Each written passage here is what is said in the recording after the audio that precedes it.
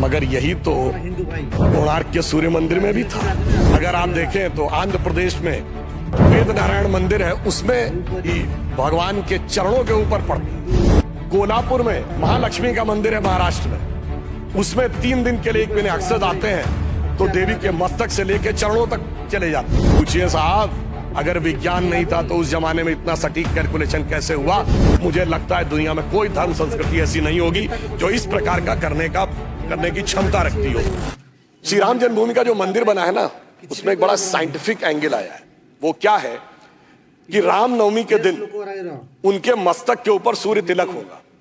अब इसके लिए सबसे पहले किस चीज की जरूरत है? जो प्लानेटरी पोजीशन थी कि अर्थ का जो एंगल होगा सूर्य के साथ उस पर्टिकुलर दिन कैसे होगा, तो इसमें 3 इंस्टीट्यूट ने काम किया है। इंस्टीट्यूट ऑफ एस्ट्रोफिजिक्स बेंगलोर ने, जिसने उस पूरे एस्ट्रोनॉमिकल कैलकुलेशन को सटीक ढंग से किया है। दूसरा है central building research institute Roorkee, जिसने कि उसकी व्यवस्था बनाने का काम किया। और तीसरी एक प्राइवेट कंपनी है जिसने वो कॉन्वेक्स लेंसेस के थ्रू कैसे वो अंदर आएगा और ठीक उसी बिंदु के ऊपर उस दिन केंद्रित होगा, ये व्यवस्था की है। मगर मैं अपने विरोधियों को बताना चाहता हूं, आज तो एस्ट्रोफिजिक्स का इंस्टीट्यूट है, आज तो हमारे पास इतनी टेक्नोलॉजी है, मगर यही तो कोणार्क के सूर्य मंदिर में भी था। यही तो अगर आप देखें तो आंध्र प्रदेश में वेद नारायण मंदिर है, उसमें ही भगवान के चरणों के ऊपर पड़ती है। कोल्हापुर में महालक्ष्मी का मंदिर है महाराष्ट्र में, उसमें 3 दिन के लिए एक महीने अक्सर आते हैं तो देवी के मस्तक से लेकर चरणों तक चले जाते हैं।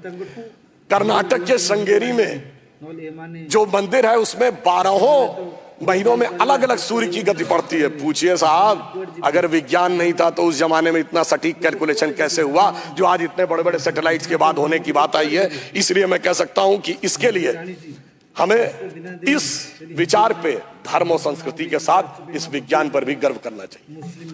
वैसे मैं एक और बात कहना चाहता हूं,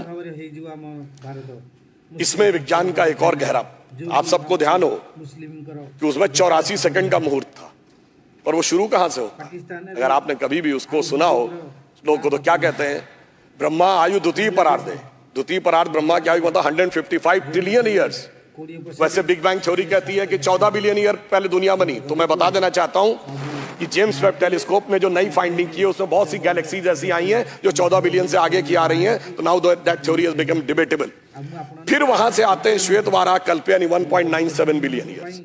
फिर आते हैं वैवस्वत मनवंतरे, फिर आते हैं कलयुग यानी 5125 ईयर्स।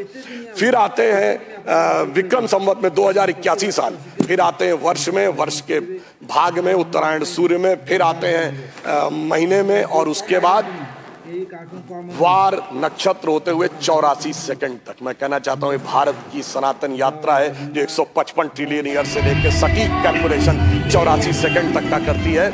मुझे लगता है दुनिया में कोई धर्म संस्कृति ऐसी नहीं होगी जो इस प्रकार का करने की क्षमता रखती हो, वो सिर्फ हमारे यहाँ।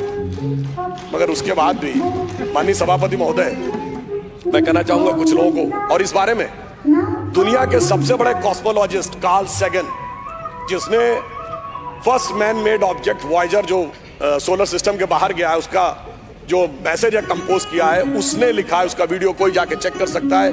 Now only the ancient calculation of Hindus matches to the modern scientific calculation, cosmological calculation.